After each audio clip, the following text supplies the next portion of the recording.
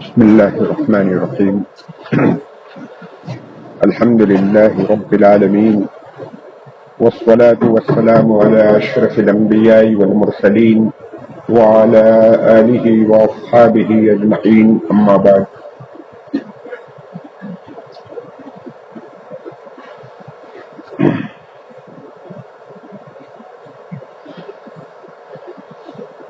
رب اشرح لي صدري ويسر لي أمري واحلل عقدة من لساني يفقهوا قولي. قابل احترام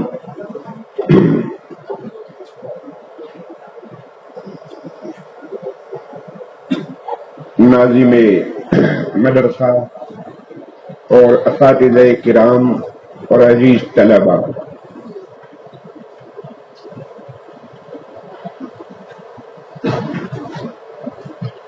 اللہ کی حمد و ثنا کے بعد میں انتظامیہ اور اساتذہ کا شکر گزار ہوں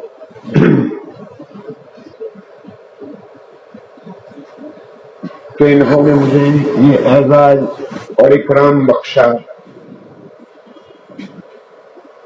آج کے اس اجلاس کی صدارت کے لیے انہوں نے نامزد کیا۔ اللہ پاک ادارے کو ہر قسم کی ترقیات سے نوازیں۔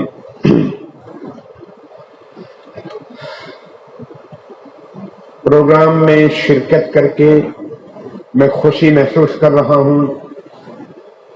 روحانی اور نورانی ماحول ہے۔ اساتذہ کی تعلیم و تربیت کا اثر پروگرام سے مترشح ہو رہا ہے۔ پروگرام میں شرکت کرنے والے جمیع طلباء کو بھی میں مبارکباد پیش کرتا ہوں۔ ہر نوع کا پروگرام تھا، اردو کے ساتھ انگلش تقریر بھی تھی، اور پھر جو آخری کڑی تھی اس میں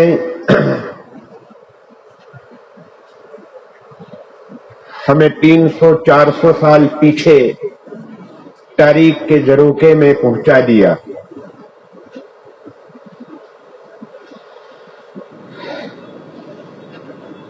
آج ہمارے ملک عزیز پیارے وطن کی 75ویں آزادی کی سالگرہ ہے۔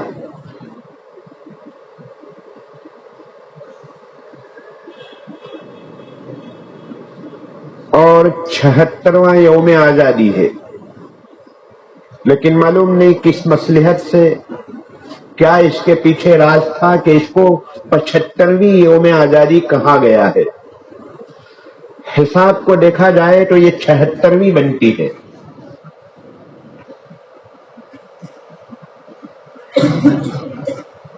الحمدللہ اس وقت پورے ملک میں مدارس میں، مکاتب میں، یونیورسٹیوں میں، کالج میں، اسکولوں میں، نرسریوں میں، سرکاری دفاتر اور آفیسز میں یوم آزادی منایا جا رہا ہے،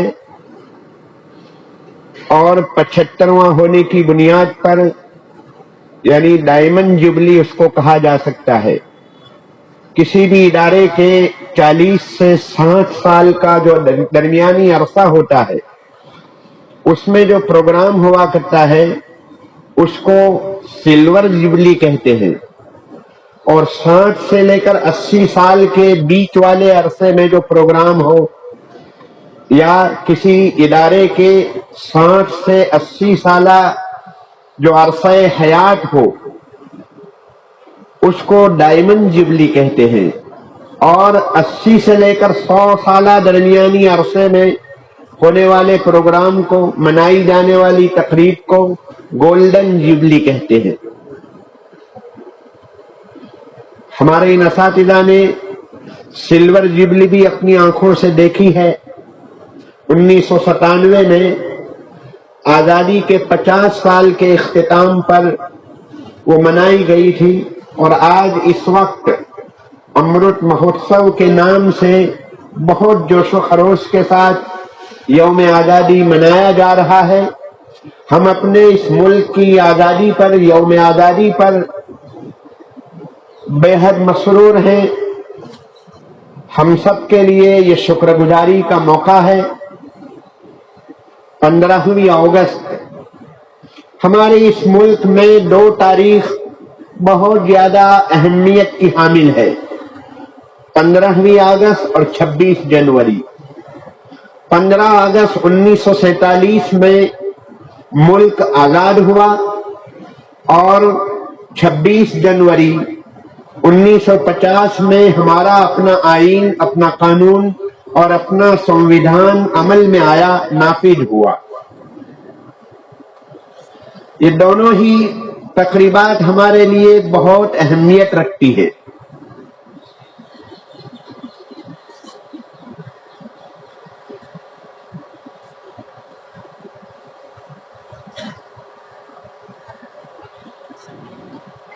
دوسروں کے لیے، دنیا کی، ہمارے ملک کی دوسری قوموں کے لیے یوم آزادی فقط ایک سیاسی تقریب ہے، ایک ملکی اتسو ہے۔ ہمارے لیے سیاسی اور ملکی ہونے کے ساتھ ساتھ یہ ہمارا دینی فریضہ بھی ہے، ہمارا مذہبی فریضہ ہے۔ ہمیں مذہبی نقطۂ نظر سے بھی یوم آزادی پر ایک خاص قسم کا تعلق ہے، اس لیے کہ ملک ہندوستان کو آزاد کرانے میں جو 2 دور پڑتے ہیں، پہلا ایک دور ہے 1857 سے پہلے، 2 دور پڑتے، 1857 سے پہلے ایک دور، دوسرا دور شروع ہوتا ہے 1857 کے بعد کا۔ پہلے دور میں خالص اور خالص، فقط اور فقط اہل ایمان اور اہل اسلام نے شرکت کی۔ میسور میں ٹیپو سلطان رحمت اللہ علیہ تھے، بنگال میں سراج الدین دولہ، نواب سراج الدین دولہ رحمت اللہ علیہ۔ ان دونوں حضرات نے پہلے پہل 1857 سے پہلے محسوس کر لیا تھا کہ ہمارا ملک غلاموں کی زنجیر میں جکڑنے جا رہا ہے، ہماری آزادی چھیننے جا رہی ہے۔ انہوں نے بہت پہلے محسوس کر لیا، اور انہوں نے ملک کی سلامتی کے لیے اسی وقت سے جد و جہد شروع کر دی تھی۔ لیکن تلک الایام نداولها بین الناس، اللہ کی حکمتیں اور مصلحتیں ہوا کرتی ہے۔ سراج الدین دولہ کو بنگال میں پلاسی میدان میں جو جنگ لڑی انہوں نے، اس میں شکست ہوئی۔ اس کے پیچھے ایک لمبی داستان ہے، ہماری اپنوں کی غداری، میر جعفر کی غداری اور جاسوسی۔ اس کی وجہ سے ظاہری اسباب میں ہمیں شکست ہوئی۔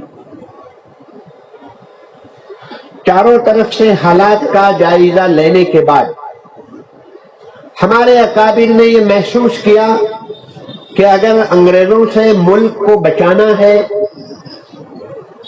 اگر ہمیں غلامی سے اپنے آپ کو چھڑانا ہے، تو ایک راستہ ہے کہ برادران وطن، ہمارے اس ملک میں بسنے والے دوسرے بھائیوں کو، ہندوؤں کو، سکھوں کو، عیسائیوں کو، سب کو ساتھ میں لیا جائے۔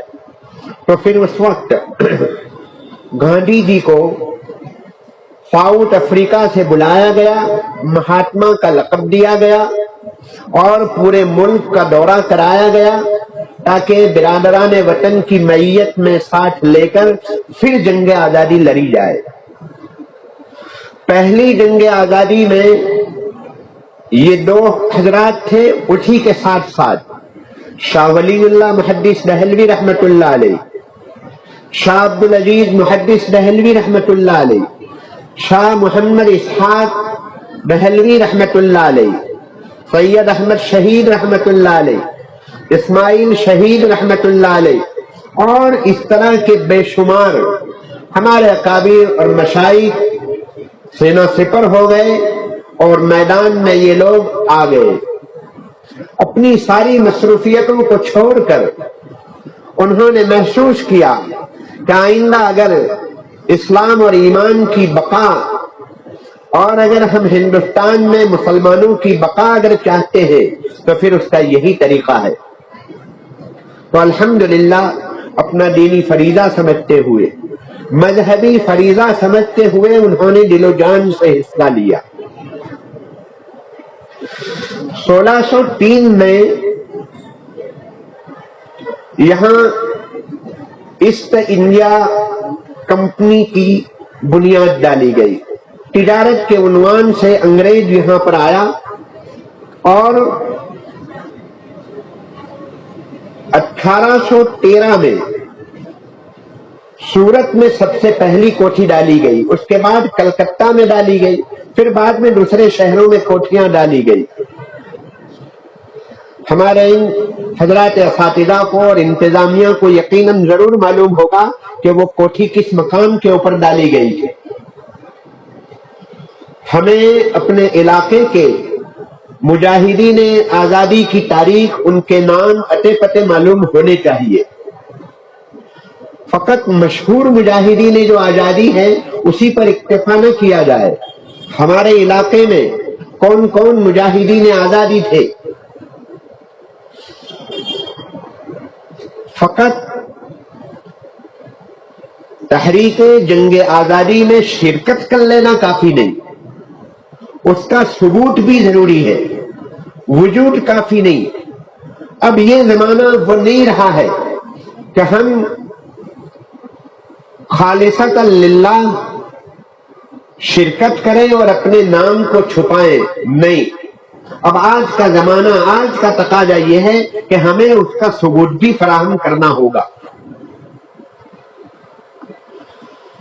دوسرا جب دور آیا 1613 میں یہاں پر بنیاد ڈالی گئی کوٹھی کی، پھر بعد میں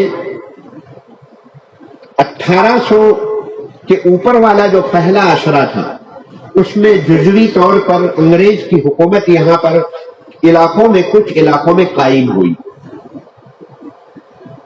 اور 1857 میں شاملی کے میدان میں ہمارے اکابر اور ہمارے مشائخ، ہمارے علماء دیوبند نے بنفس نفیس شرکت کی، جس میں سر فہرست بانی دارالعلوم دیوبند حضرت مولانا قاسم نانوتوی رحمت اللہ علیہ، آپ کے ساتھ آپ کے رفقا میں حضرت گنگوہی علیہ الرحمہ، اور آپ کے پیر و مرشد حاجی امداد اللہ صاحب رحمت اللہ علیہ وہ قائد تھے. آپ ہی کی قیادت میں آپ کے تلامذہ اٹھ کھڑے ہوئے. اسی کے ساتھ پھر بعد میں حضرت شیخ الہند علیہ الرحمہ، پھر حضرت مدنی علیہ الرحمہ، مولانا حفظ الرحمان سرہاروی رحمت اللہ علیہ، اور اس طرح کے ہمارے اکابر علماء اس جنگ کے دوسرے دور میں اٹھ کھڑے ہوئے. اور اس وقت پھر بعد میں دوسرے ہمارے برادران وطن، ان کا بھی حصہ ہے. جنگ آزادی میں ہندوؤں نے بھی شرکت کی، سکھوں نے بھی حصہ لیا، عیسائیوں نے بھی اس وقت حصہ لیا، کئی لوگ اس وقت شامل تھے. لیکن سب سے زیادہ بڑھ چڑھ کر جو جان کی بازی لگائی ہے ہمارے اکابر نے لگائی. میرے عزیز طلباء، یہ آزادی ہمیں کوئی سونے کے ٹسٹ میں اور پلیٹ میں رکھ کر نہیں دی گئی ہے، یہ کوئی اچانک آزادی نہیں ملی ہے. آج کی رات میں 12 بجے یعنی 1947 میں رات کو 12 بجے کے بعد ہمیں آزادی کا یہ جو پارسل ملا ہے، اس کے پیچھے جان مال کی قربانی، آبرو عزت کی قربانی، گھر بار کی قربانی، اور فقط ایک 10 سالہ عرصہ ایسا تھا 1854 سے لے کر 1864 تک کا عرصہ، 3 سال کا عرصہ 1864 سے لے کر 1867 تک کا عرصہ، اس میں 14,000 علماء اس وقت شہید ہوئے۔ مجموعی تعداد جنگ آزادی میں شہید ہونے والوں کی 2 لاکھ مسلمان شہید ہوئے، 51,000 علماء اور علماء نما شہید ہوئے۔ تو یہ جنگ آزادی یوں ہی نہیں ملی ہے، اس کے پیچھے کئی آندیاں، کئی طوفان، کئی تاریک راتیں، خون پسینہ، مالٹا کی قیدیں، اور سہارنپور میں حضرت گنگوہی علیہ الرحمہ کو قید کیا گیا، مالٹا میں حضرت مدنی علیہ الرحمہ، شیخ الہند علیہ الرحمہ اور آپ کے رفقا کو وہاں پر قید کیا گیا۔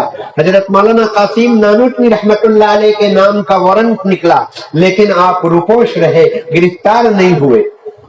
لیکن ہمارے کئی علماء، انہوں نے سلاخوں کے پیچھے اپنی زندگیاں گزاری۔ مولانا عنایت احمد کاکوری رحمت اللہ علیہ، جن کی ہم علم الصیغہ پڑھتے ہیں، یہ مالٹا کی قید میں وہاں پر آپ نے کتاب تالیف فرمائی۔ میرے بھائیوں، میرے عزیزوں، یہ جو گفتگو اور یہ جو داستان آزادی سنائی جا رہی ہے، یہ پیررم سلطان بود والا معاملہ نہیں ہے کہ ہمارے باپ ایسے تھے، دادا ایسے تھے، اسلاف ایسے تھے، یہ وہ معاملہ نہیں ہے۔ اصل میں 15 اگست پر ہمارا فریضہ بنتا ہے کہ ہمارے ان اکابر کو یاد کریں، مجاہدین آزادی کو یاد کریں، ان کی قربانیوں کو یاد کریں، ان کے ناموں کو یاد کریں، ان کی شخصیتوں کو اور ان کی قربانیوں کو یاد کرنا چاہیے۔ ہم شکوہ شکایت کرتے ہیں کہ جنگ آزادی کے مجاہدین سے فہرست سے ہمارے ناموں کو مٹا دیا، ان کا وہی فریضہ تھا، لیکن سب سے بڑی غلطی ہماری ہوئی ہے، ہم نے بھی بلا دیا۔ غیروں نے اپنے مجاہدین آزادی کے نام سے اپنی اسکولیں، اپنے ادارے، اپنی سنستھائیں قائم کی، وہ ناموں کو زندہ کرنے میں لگے ہوئے ہیں۔ ہمیں بھی اپنے مجاہدین آزادی کو بھولنا نہ چاہیے۔ جو اپنی ماضی کو بھول جاتا ہے، اس کی ترقی رک جاتی ہے۔ ماضی کو یاد کرنا چاہیے، اس سے سبق حاصل کرنا چاہیے۔ آزادی اسلام میں، اسلام آزادی کا، حریت کا سب سے بڑا علم بردار ہے۔ سیدنا حضرت موسیٰ علیہ السلام نے اپنی قوم کو فرعون سے اور فرعونیوں سے چھڑانے کے لیے، غلامی سے آزاد کرانے کے لیے بنفس نفیس آپ نے جنگ کی، فرعون کا مقابلہ کیا۔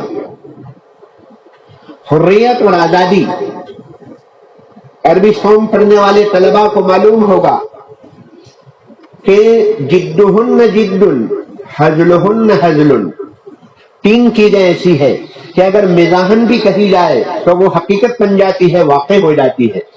اس میں ایک غلام کو آزاد کرنا، اعطا کے حر، اعطا کے عبد، غلام کو آزاد کرنا۔ اگر کسی نے مزاحن کہا کہ میں نے غلام کو آزاد کر دیا تو آزاد ہو جائے گا۔ نکاح، طلاق اور عتق و اعتاق، یہ 3 چیزیں ایسی ہے کہ وہ مزاحن بھی واقع ہو جاتی ہے۔ اسلام میں حریت کا کیا مقام ہے، اس کی کتنی قدر و قیمت ہے۔ اسلام یہ چاہتا ہے کہ غلامی کو خاتمہ کیا جائے۔ چھوٹے چھوٹے بہانے پر کفارات واجب کیے، کفارے زہار، کفارے قتل، کفارے سیام، اس طرح کے کفارے واجب کر کے اس میں غلاموں کو آزاد کرنے کی ترغیب دلائی ہے۔ تو اسلام آزادی کا علم بردار ہے۔ پہلے دن سے ہم جو پیدا ہوئے ہیں، آزاد پیدا ہوئے ہیں۔ اسلام یہی چاہتا ہے کہ آزادی یہ انسان کا بنیادی حق ہے۔ پھر خاص طور پر ہمارے ہندوستان کی ایک عظمت ہے، ایک مقام ہے۔ ہندوستان کی عظمت اور اہمیت کے لیے ایک چیز کافی ہے کہ ہماری اس سرزمین کے اوپر غیر منقسم ہندوستان، جس میں سری لنکا پہلے شامل تھا، سری لنکا اسی کا حصہ تھا، جس کو پہلے سیلون کہتے تھے، اب نئے ناموں میں اس کو سری لنکا کہتے ہیں، جس کو پرانی کتابوں میں سرندیپ کے نام سے اس کا تذکرہ ملتا ہے، وہاں حضرت آدم علیہ السلام جنت سے اتارے گئے۔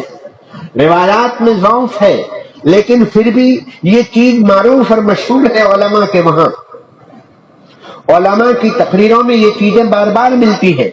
حضرت حوا کا نزول جدہ میں ہوا اور سیدنا حضرت آدم علیہ السلام کا نزول سری لنکا میں ہوا، تو گویا ہندوستان سب سے پہلا دار النبوہ ہے، سب سے پہلا دار الوحی ہے، سب سے پہلا دار البشارت ہے، سب سے پہلا دار الخلافہ۔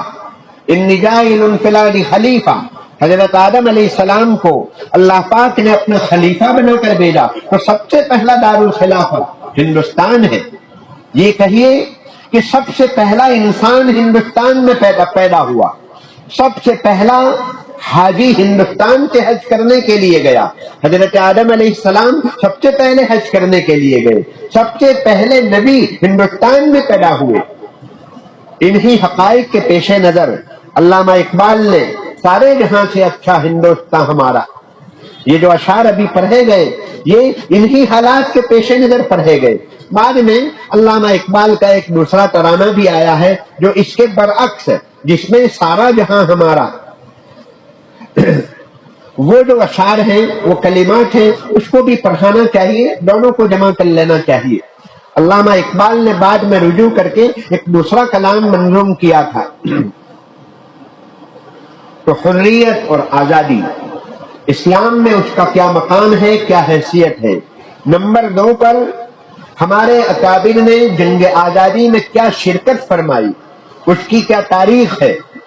آج کی اس مجلس کا پیغام ہمارے نزدیک طلباء کے لیے یہ ہے کہ ہم اپنی تاریخ کو پڑھیں۔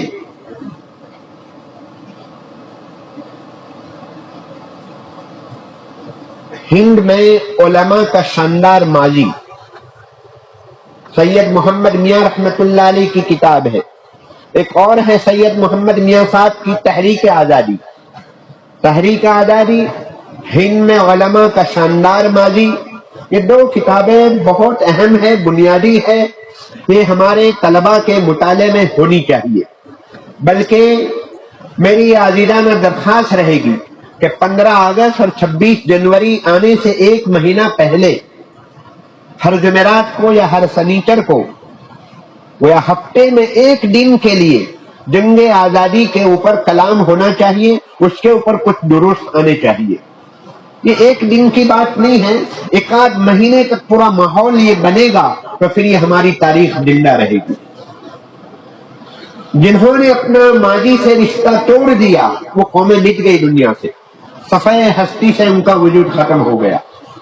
ماضی سے ہمیں اپنا تعلق رکھنا پڑے گا۔ ہم کن کی نسل ہے، ہمارے اکابر نے کیا کیا قربانیاں دی ہے۔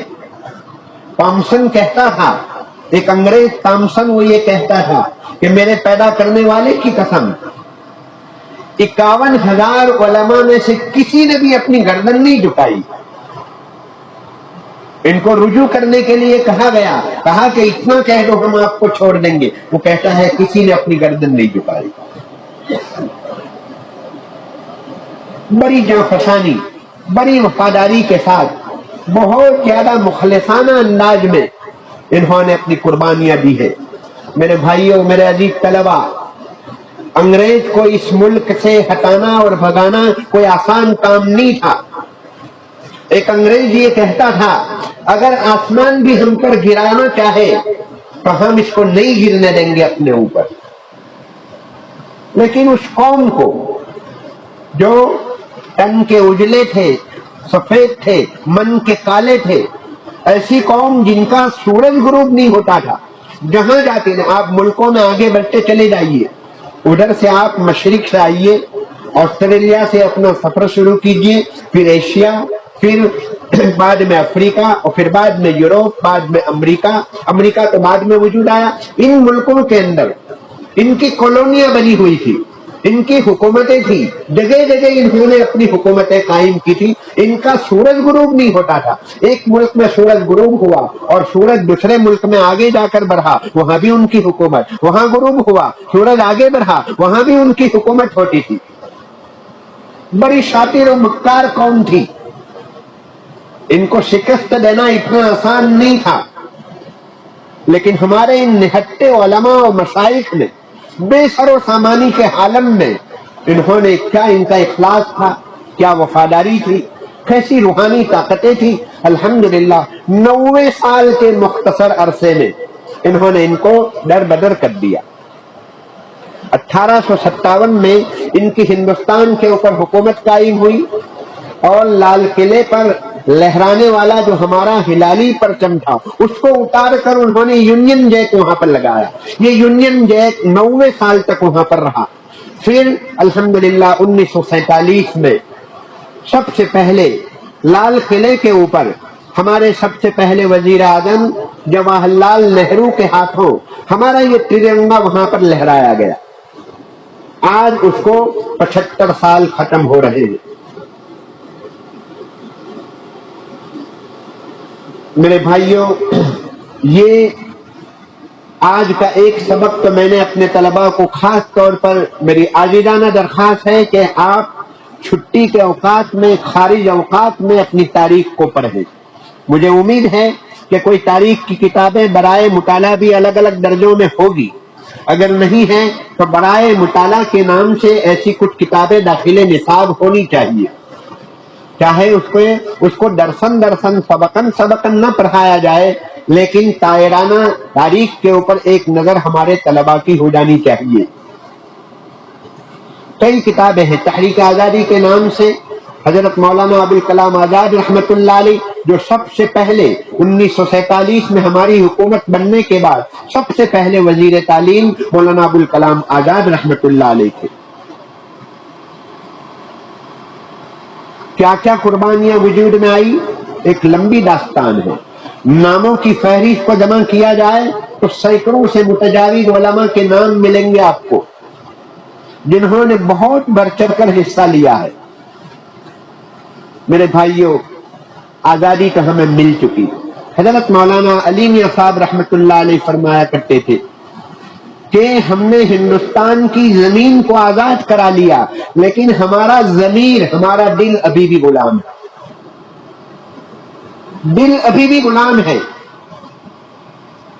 وہ ہمیں جو ذہنیت دے کر گئے تھے، آپس میں منافرت کے بیج ڈال کر گئے تھے، آپس میں عداوت، بغض، نفرت اور لڑائی جو ڈال کر گئے تھے، ان کا تو نعرہ ہی تھا.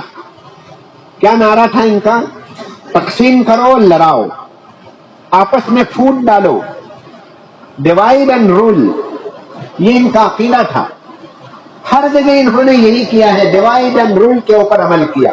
اور وہ جو انہوں نے ڈیوائڈ اور رول کا جو انہوں نے جو عنصر دیا تھا، آج بھی ابھی تک وہ باقی ہے.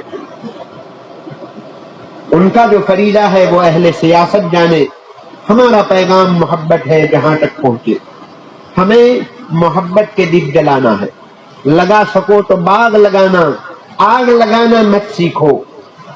جلا سکو تو دیپ جلانا، دل جلانا مت سیکھو. ہم تو رحمت عالم کی امت ہے. ہمارا تو یہی فریضہ رہے گا. کوئی کچھ بھی کرے لیکن ہمارا یہ فریضہ ہوگا. اس لیے کہ جس برتن میں جو چیز ہوتی ہے وہ ٹپکتی ہے، باہر آتی ہے. ہمارے برتنوں کے اندر، دل و دماغ کے اندر جناب نبی پاک علیہ السلام نے ہمیں محبت سکھائی ہے. وطن کی محبت یہ بھی ایک بہت اہم چیز ہے. ایک بات میں عرض کروں گا، حب الوطنی من الایمان کو جو بطور حدیث کے پیش کیا جاتا ہے، یہ حدیث نہیں ہے، موضوع روایت ہے. علامہ سخاوی، حافظ ابن حجر، اجلونی اور کئی کبار محدثین ہیں، سب نے کہا لمقف لا اصل لہ موضوع. یہ روایت موضوع ہے. سب نے کہا کہ اس کی کوئی اصل نہیں ہے.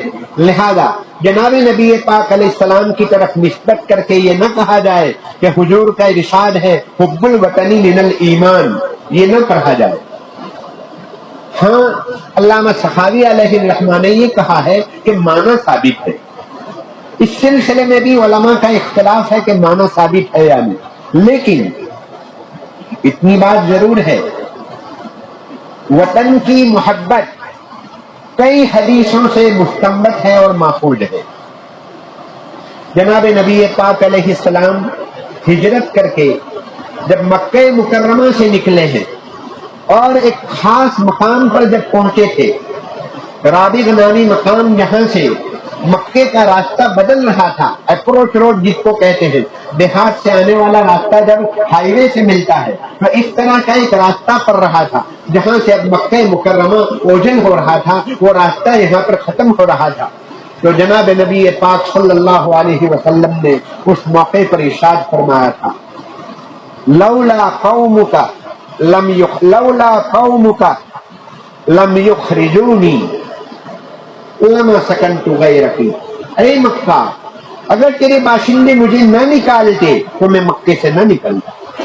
مدینہ پہنچنے کے بعد آپ نے دعا فرمائی تھی، اللہم حبب الینا المدینہ کما حببت الینا المکہ. الینا مکہ، المکہ نہیں، الینا مکہ، مکہ پر الف لام نہیں آئے گا، مدینہ پر الف لام آئے گا. حبب الینا المدینہ کما حببت الینا مکہ. محبت آپ نے مانگی ہے، وطن کی محبت یہ نصوص سے ثابت ہے، حدیث نہیں ہے، لیکن فی نفس ہی وطن کی محبت کی آپ کو کئی ایسی روایتیں، صحیح ابن حبان کے اندر ایسی کئی روایتیں ملتی ہیں جس سے وطن کی محبت ثابت ہوتی ہے. تو وطن کی محبت ہی ہمارا مذہبی فریضہ ہے.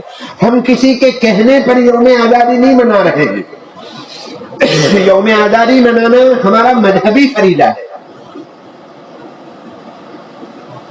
لیکن میرے بھائیوں،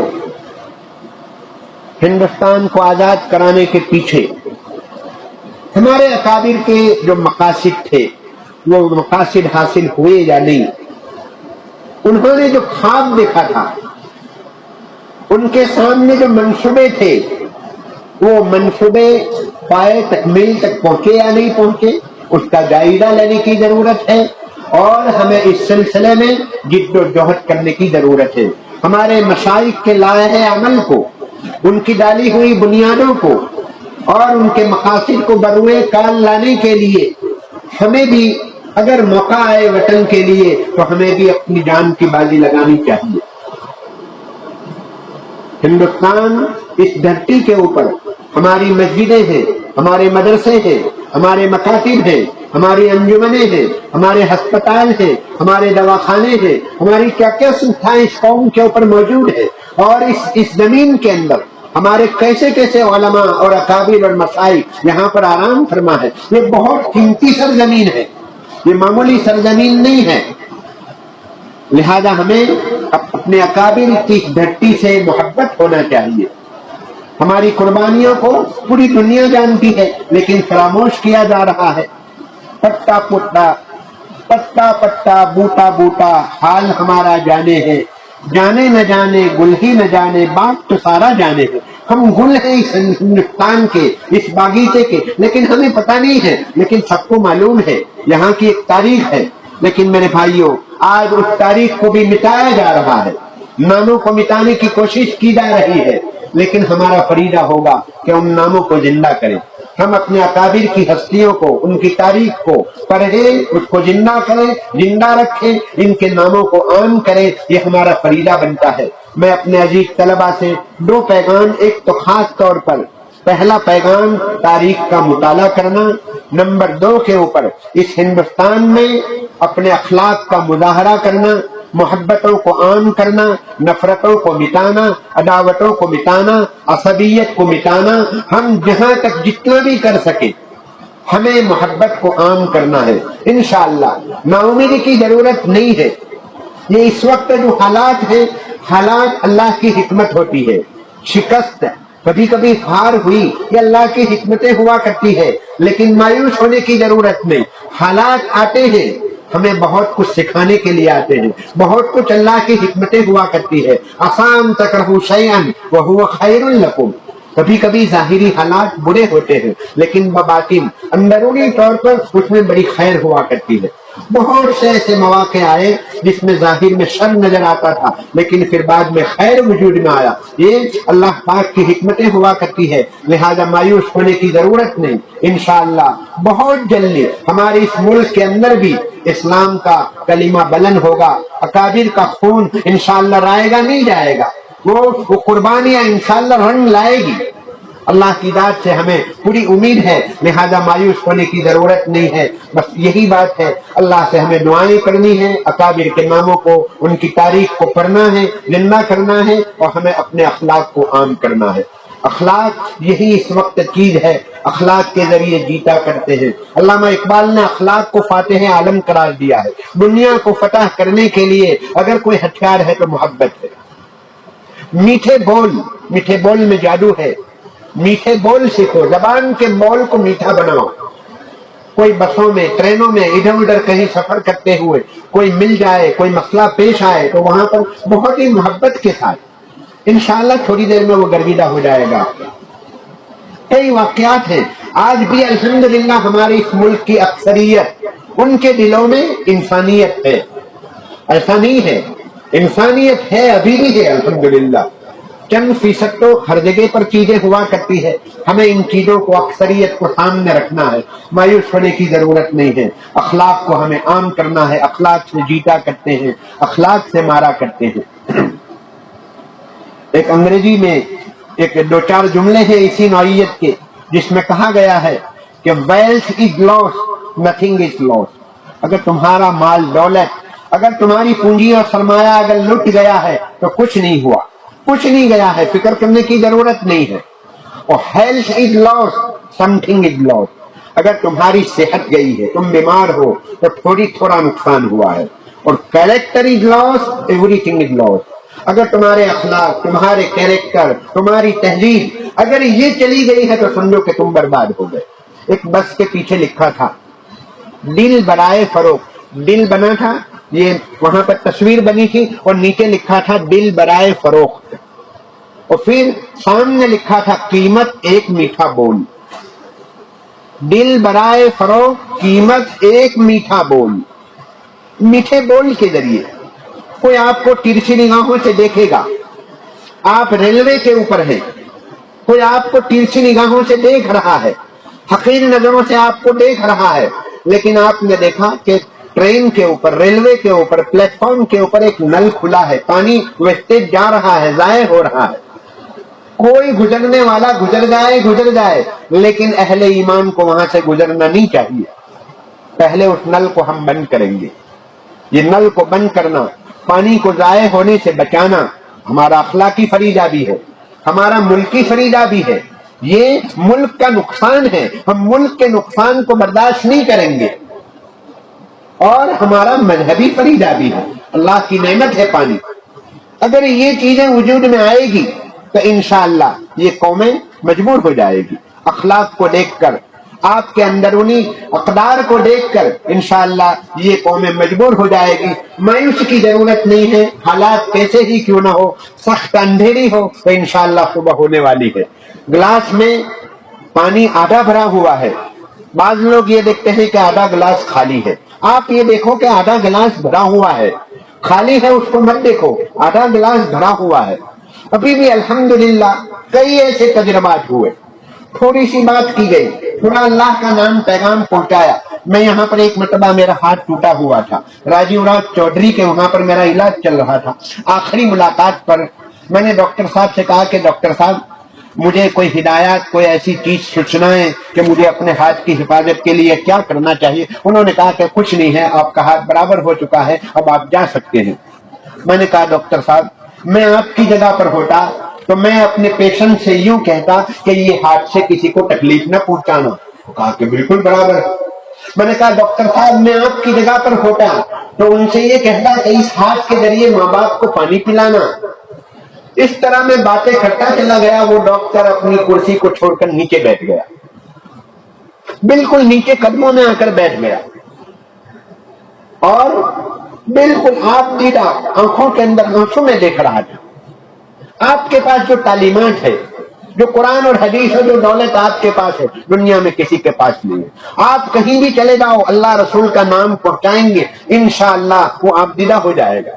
یہ قومیں بیچاری خالی ہے، محروم ہیں، یتیم ہیں، ان پر رحم کھانے کی ضرورت ہے۔ اللہ نے ہمیں سپاہی بنا کر بھیجا ہے، اللہ نے ہمیں حکیم بنا کر بھیجا ہے، طبیب بنا کر بھیجا ہے۔ مریضوں کا تو حال ایسا ہی ہوتا ہے، مریض تو کبھی گالی بھی بکتا ہے، کسی کو تماچا بھی لگا دیتا ہے، لیکن حکیم اور ڈاکٹر کو تو اپنے اخلاق کے ساتھ رہنا ہوگا۔ تو اللہ نے ہمیں اس ملک کے اندر بڑی ذمہ داری دی ہے۔ ہم یہاں پر فقط ایک شخص نہیں ہے بلکہ دائی کی حیثیت سے ہے۔ ہمارا وجود اس ملک کے اندر دائیانہ ہے، دائی کی حیثیت سے ہے۔ اللہ پاک نے ہمیں جو دولت دی ہے، یہ دولت کو تقسیم کرنے کی ضرورت ہے، یہ خوشبوؤں کو مہکانے کی ضرورت ہے۔ انشاءاللہ یہ محمدی خوشبوئیں پھیلے گی جو دنیا پوچھنے پر مجبور ہو جائے گی کہ یہ خوشبو کہاں سے لایا، تو پھر آپ کہیں گے کہ میں رامپورہ مدرسے میں پڑھ رہا ہوں، وہاں سے لایا ہوں، میرے اساتذہ نے یہ تعلیم دی ہے، میرے ماں باپ نے یہ تعلیم دی ہے، ہمارے ذمہ داروں نے یہ تعلیم دی ہے۔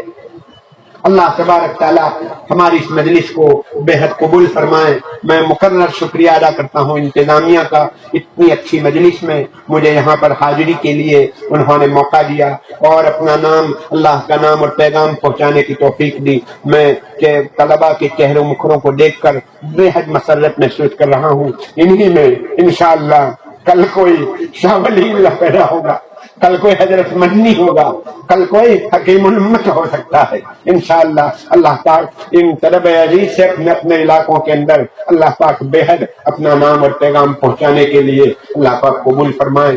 میں انہی کلمات کے اوپر اپنی گفتگو کو ختم کرتا ہوں۔ وآخر دعوانا الحمدللہ رب العالمین۔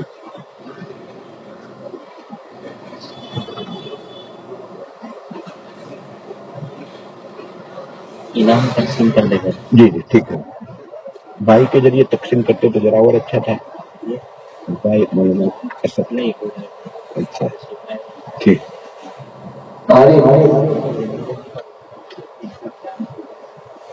میرا اچھا اچھا اچھا ابو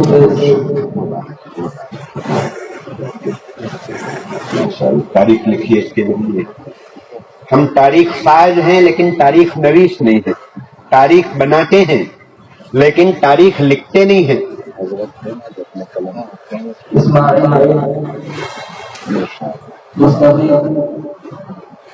ہاتھ میں دینا ہوتا ہے کہ پہناتے ہیں؟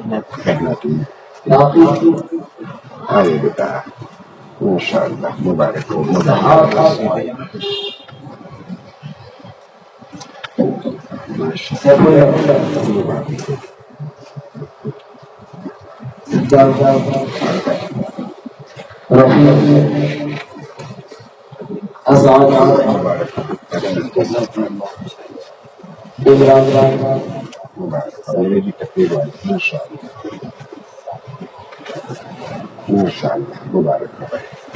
یہ طلبا پروگرام والے ہیں یا دوسرے بھی ہیں؟ کوئی پروگرام والے، سب پروگرام والے، ماشاء اللہ، مبارک ہو گئے، مبارک ہو گئے، ماشاء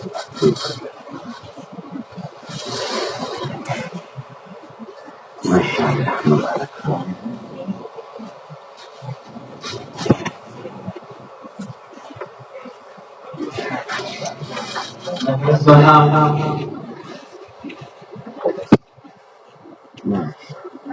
میزان امانت اللہ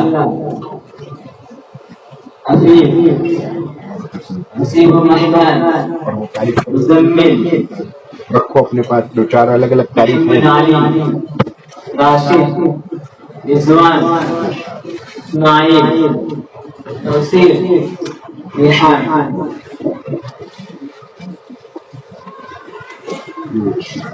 جزاک اللہ۔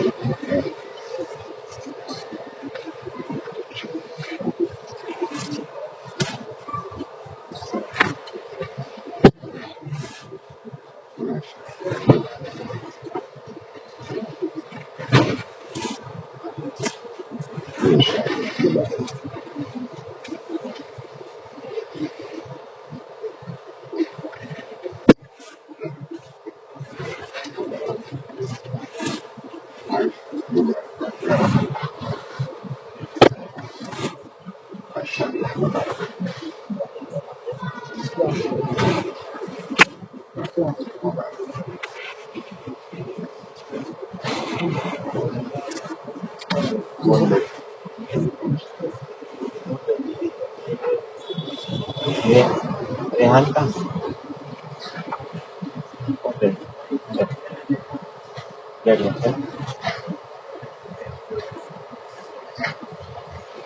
دعا کر لیں. بسم الله الرحمن الرحيم سبحانك اللهم وبحمدك وتبارك وتعالى جدك. اللهم صل على سيدنا محمد وعلى آل سيدنا محمد وبارك وسلم. ربنا ظلمنا أنفسنا وإن لم تغفر لنا وترحمنا لنكونن من الخاسرين. ربنا لا تزغ قلوبنا بعد إذ هديتنا وهب لنا من لدنك رحمة إنك أنت الوهاب.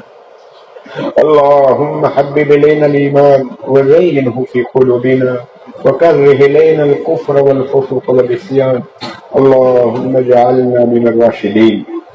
اللهم اجعلنا من المتطهرين.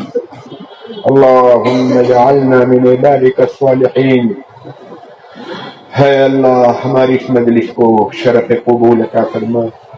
اے اللہ ہماری اس حاضری کو اے اللہ مغفرت کا ذریعہ بنا، نجات کا ذریعہ بنا. اے اللہ تو نے آج اے اللہ اس مبارک مجلس میں حاضری کی توفیق عطا فرمائی. ہمارے اس ادارے کو اے اللہ خوب ترقیات سے مالا مال فرما. معیار تعلیم کو، معیار تربیت کو، تعمیر کو، انتظام کو اے اللہ سب کو بحق قبول فرما.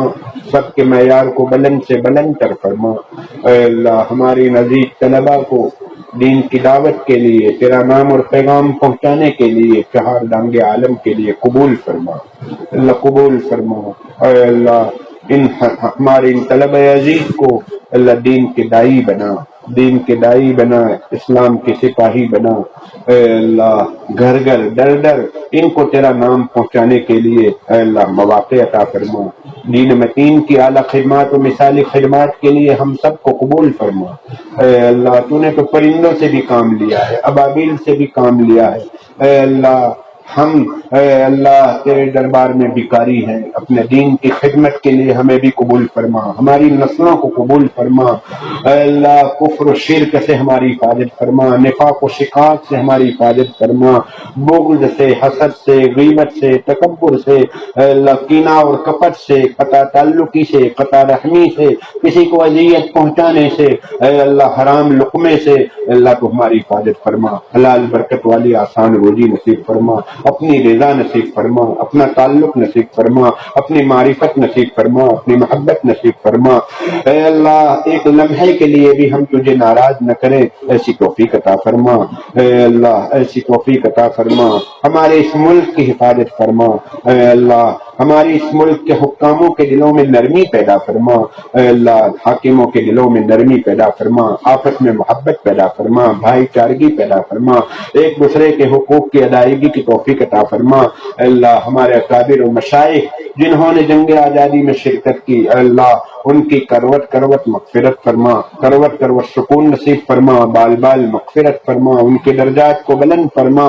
اے اللہ انہی حضرات کی اے اللہ ان کے طفیل یہ اسلام کے قلعے اس وقت یہاں پر زندہ ہیں، یہ ایمان اور اسلام کے بقا کا سامان ہمیں دے کر گئے ہیں. اے اللہ یہ امانت ہمارے ہاتھوں تک پہنچائی ہے. اے اللہ یہ امانتوں کو ہمیں آئندہ آنے والی نسلوں تک بہت ہی زیادہ حسن و خوبی کے ساتھ، حفاظت کے ساتھ اے اللہ ان قافلے کو آگے بڑھانے کی توفیق عطا فرما. ہماری اداروں کی حفاظت فرما، مسجدوں کی حفاظت فرما، درسوں کی حفاظت فرما، خانقاہوں کی حفاظت فرما، دعوت و تبلیغ کی حفاظت فرما. اللہ مصنفین و مؤلفین کی حفاظت فرما، مجاہدین کی حفاظت فرما، ہمارے ہسپتالوں کی حفاظت فرما، ہماری خانقاہوں کی حفاظت فرما. اے اللہ ہماری اسکولوں کی، ہمارے اداروں کی، انجمنوں کی حفاظت فرما، کام کرنے والوں کو قبول فرما.